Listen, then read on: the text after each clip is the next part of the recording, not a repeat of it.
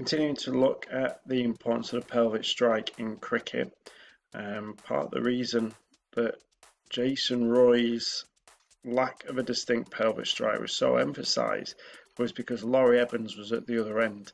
And Laurie Evans' technique's fantastic, and he's got a very clear defined pelvic strike which allows him to play a full range of shots. The first one coming up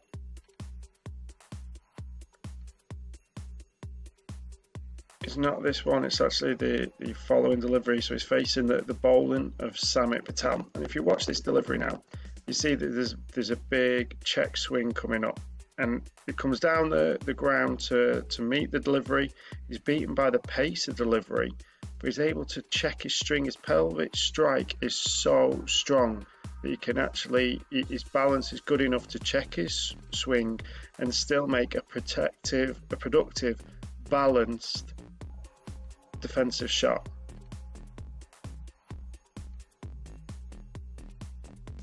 I think part of Jason Roy's criticism comes down to the fact that, particularly in the test match format, it's his defence that's vulnerable, and the lack of pelvic strike means that he doesn't have that control, he doesn't have the balance, and it's where he finds himself falling backwards. He finds too big a gap between bat and pad and allows him to get bowled. Whereas you see with Laurie Evans there, his pelvic strike, even though he's got ahead of the ball, he's advanced down the pitch, but the ball's too quick for him, he's able to still check his swing and maintain that balance, something that Roy, who's reliant on his arm strength and his eyes, wouldn't be able to do. We've got more examples of Laurie Evans coming up, and there is a pelvic strike facing the bowling of Samit Patel here. And again, very clear, the ball's gone for 4 and very quickly. Clear pelvic strike from Laurie Evans in the shot, gets his hips through, that brings his arms and his spine through, and generates the power and the torque required to send that out to the boundary rope.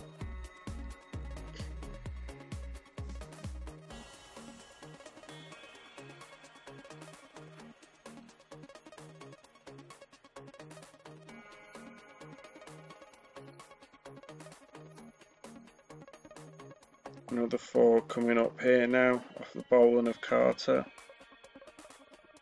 at Mullaney, sorry. And again, going the other way to the offside, clear pelvic strike from Laurie Evans.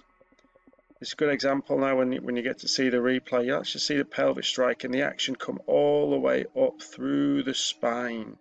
If you see it again, it rocks back the movement from the pelvis. That strike goes all the way up his spine, through the head. He's able to keep great eye contact on the ball. It's a controlled shot. It looks fantastic. The off drive out to the boundary rope.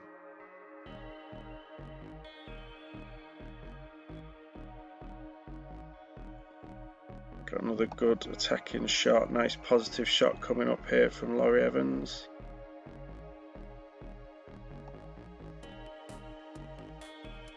It's a replay of Jason Roy falling away from the ball. Again, nicking a single. Now in the commentary, it was picked up on Laurie Evans and the fact that Evans hasn't had a lot of success in the longer format of the game. Mainly because, as we discussed at the start of part 1 of the video analysis, Evans' strike rate is so high. He's found so much success playing around the world in the shorter format of the game. But what Evans is actually able to do with his pelvic strike and his control is that he's actually got a really good defence, and the commentators picked up on it and said that really he's an underrated player and somebody they would expect to have a lot more success in the longer format of the game, because his defence is so good.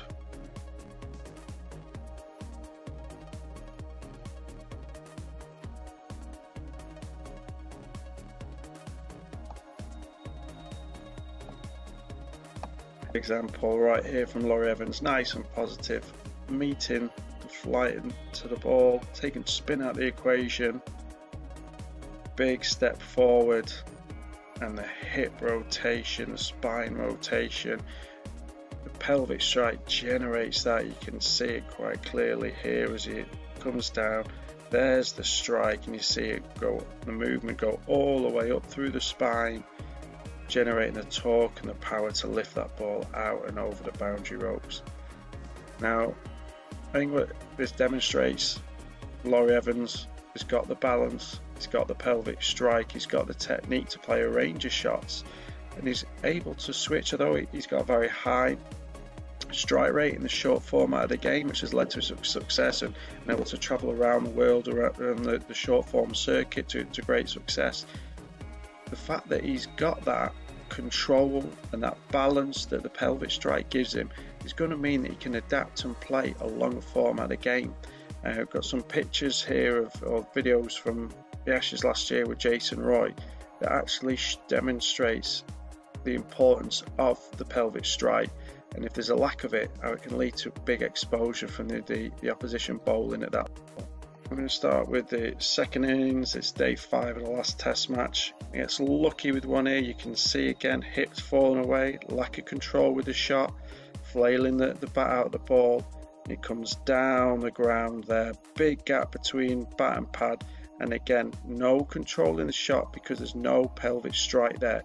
His eyes have lost the flight of the ball completely. We can move on to the second test. You're going to get to see it now straight away. Pat Cummins bowling, he gets lost again all over the place. His head's gone, there's no pelvic strike, he's falling backwards, no control in the shot whatsoever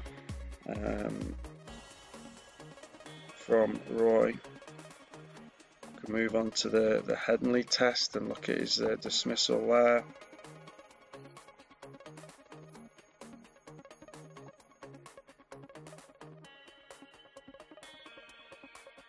And straight away falling backwards, flaying at the ball, sending an edge to the slip cordon, and if we just whiz it on,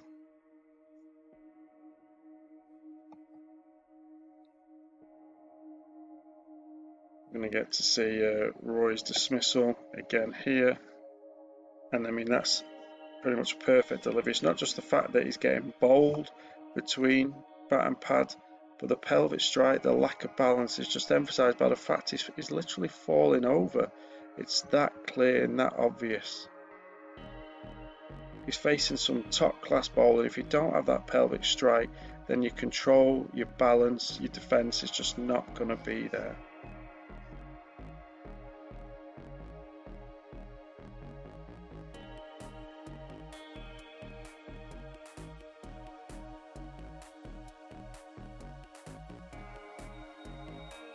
I'm just going to take that back and just come adjust the screen.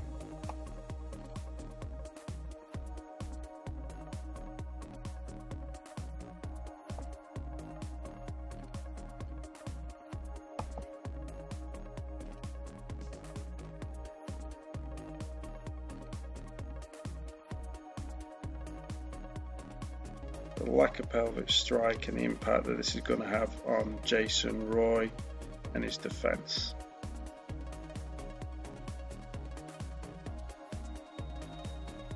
Again, bowl by Hazelwood, big gap between bat and pad, no pelvic strike, falling backwards, the pelvis absolutely collapses, and as it collapses, the lack of control, and Roy is getting himself out. We've got one more clip just to demonstrate, and again the next dismissal you're going to see, and again from the pelvic strike being missing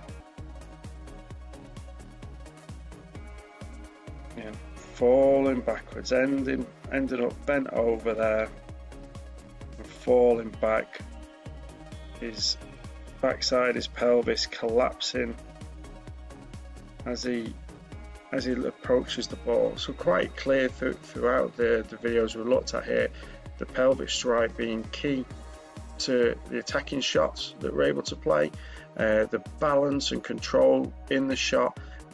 Laurie Evans demonstrating really clearly how effective a pelvic strike, how important a pelvic strike can be in enhancing performance. Jason Roy relying, not having it. We saw some clips of him not having the pelvic strike, getting out. I mean, even some of the shots where it just got away by muscling the ball and using his vision. Top class bowling is going to exploit that, as we've seen with these clips from the Ashes. Jason Roy, phenomenal player, using his arms, using his eyes. If we can work on that pelvic strike, if he improves that pelvic strike, then we're not going to have a collapse, and it might have better balance, might have better control of his shots and a better defence in the longer format of the game. That's finished up the analysis of the pelvic strike, looking at Jason Roy in particular in this series. Please keep checking out the series. We've got more clips coming on YouTube, so if you can subscribe to the Movement Lesson Sports Academy YouTube page. We've got at _ML_UK for some tweets that we're putting out there for Movement Lesson UK, and also we've got the Movement Lesson UK movement analysis page, which we've got, again, more links to sports performance analysis. Thanks very much.